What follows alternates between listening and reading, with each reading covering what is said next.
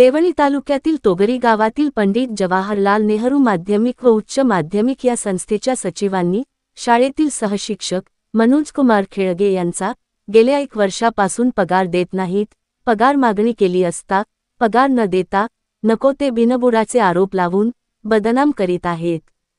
खेळगे यांनी पगारीचा सतत तगादा लावल्याने अश्लील भाषेत बोलून अपमानित करून हाकलून दिले। सततच्या तगाद्याने वैतागून संस्थेच्या सचिवांनी खेळगे यांचा जीव मारण्यासाठी गुंडे लावले। त्या गुंडांनी खेळगे यांचा उजवा पाय मोडून रेल्वे पटरीवर नेऊन टाकले होते, असा आरोप मनोज कुमार खेळगे यांनी संस्थेच्या सचिवावर केलेला आहे।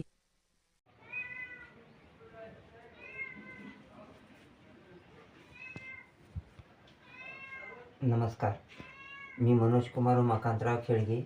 मी एक सहशिक्षक असून श्री पंडित जवाहरलाल नेहरू माध्यमिक व उच्च माध्यमिक विद्यालय तोगरी येथे सहशिक्षक असून या ठिकाणचे सचिव श्री महेशराव एरनाळे यांनी मला विनाकारण त्यांनी डोनेशन घेतले होते, 15 लाख रुपये डोनेशन आणि परत 6 महिन्याची पगारसुद्धा काढून घेतले। उलट आणखी 2 लाख रुपये परत आमच्याकडून मागितले, असे एकूण 20 ते 21 लाख रुपये त्यांनी आमच्याकडून घेतलेले होते। आणि आम्ही त्यांची विनंती करण्यासाठी मी, माझी आई आणि माझे वडील पाया पडण्यासाठी गेले होतो।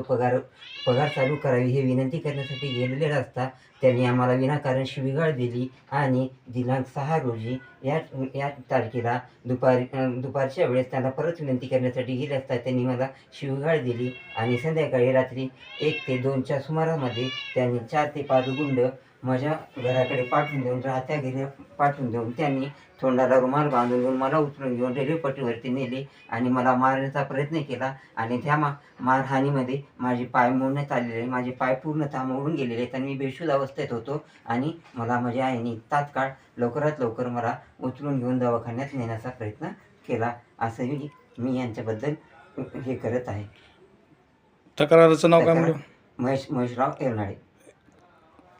आता किती वर्षापासून तुम्ही त्या संस्थेत ड्युटी करा? मी इसवी सन 2012 पासून मी त्या नोकरी करत आहे। 3 वर्षे कंत्राटीमध्ये गेलेले आहे। 2016मध्ये मी कायम झालेला आहे। 2016 पासून ते 2024 पर्यंत मला पगार मिळाली, परंतु फेब्रुवारी 2025 पासून त्यांनी मला विनाकारण आरोप लावून, कसलेही आरोप लावून, दारू म्हणा किंवा पोरीबाजी म्हणा, कोणत्याही काही गोष्टी सांगून मला पगार देत नाहीत आणि मला शाळेत येऊ देत नाही। तर शाळेत जर आलास तर मी तुला मारून टाकण्याची धमकी देतो